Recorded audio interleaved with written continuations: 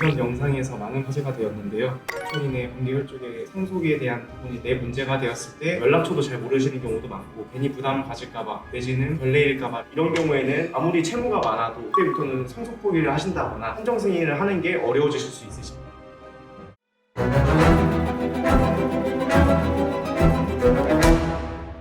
안녕하세요. 네, 알쓸 상속의 양준하 변호사입니다. 이전 영상에서 많은 분들이 관심을 가져주셔서 화제가 되었는데요. 요즘 시대에 누가 사촌이랑 은밀하게 연락을 하고 가정의 대소사를 공유를 해서 즉각 아니야 이런 걸 의문을 표명하신 분들이 많은데요. 제 생각에도 요즘에 상담 오시는 분들이라든가 전반적으로 봤을 때 그렇게 할 수 있는 경우가 좀 많이 쉽지 않은 것 같아요. 이 영상을 통해서 사촌인의 관계혈족의 상속에 대한 부분이 내 문제가 되었을 때 어떻게 대응을 하면 되는지에 대한 간략한 설명과 내가 상속인이 되는 이유에 대해서 간략하게 좀 말씀을 드리고자 합니다.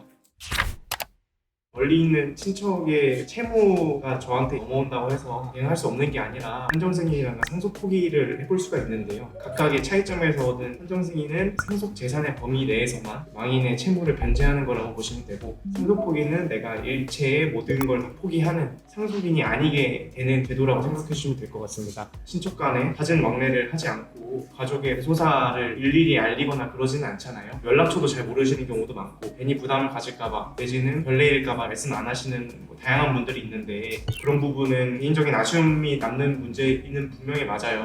근데 그러지 않는다고 해도 그건 거고 그런 부분을 해결하기 위한 절차를 진행하실 필요가 분명히 있다는 것을 명심해 주시면 좋을 것 같습니다. 왜 내가 넌 친척이자 사촌인의 범위의 혈족일 뿐인데 상속인이 되느냐를 말씀드리기 위해서는 상속순위에 대해서 말씀을 먼저 드려야 되는데요. 상속순위는 민법 1000조나 1003조에 규정이 되어 있어요. 여기 보면 1순위가 직계 미속 및 배우자, 2순위가 직계 존속 및 배우자, 3순위가 형제 자매, 마지막으로 4순위가 사촌인의 관계 혈족에 해당되거든요. 앞선 순위의 분들이 계시지 않는 경우도 있고 다 상속 포기를 하시면은 다음 순위로 계속 찾아서 상속인이 되는 거거든요. 이런 구조 때문에 4순위에 해당돼서 상속인이 되시는 경우가 있다라고 봐주시면 될 것 같습니다. 말씀드린 4순위 기준에서는 언제 돌아가셨는지도 잘 모르는 경우가 많아요.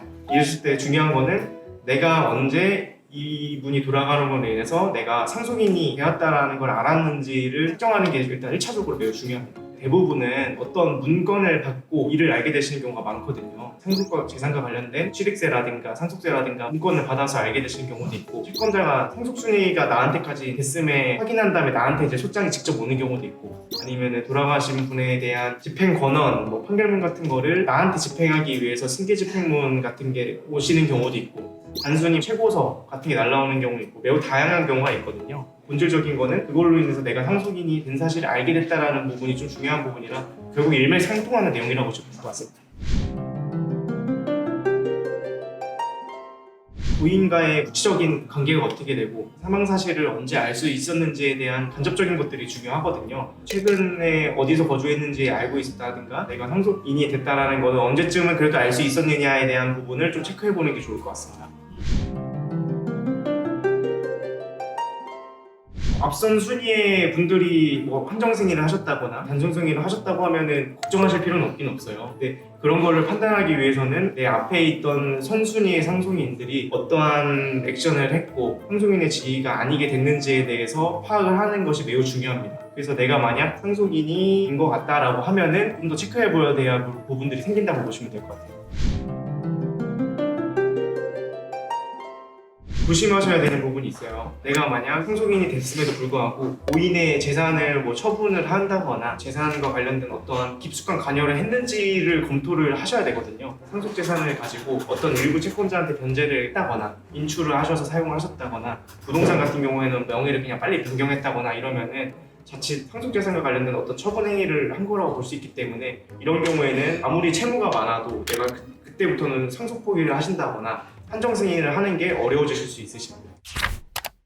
아무래도 상속 순위에 대해서는 명시적인 규정이 있다 보니까 어쩔 수 없이 나한테까지 상속 순위가 오는 경우가 요즘에 꽤 많으세요. 관련된 적절한 입증을 하지 않아서 불이익을 받으실 수가 있기 때문에 이런 부분은 종합적으로 처음부터 계획을 가지고 진행하는 게 중요하고, 전문가의 의견을 적극적으로 한번 수용을 해주셔서 컨설팅을 받아보시는 것을 좀 매우 추천을 드립니다.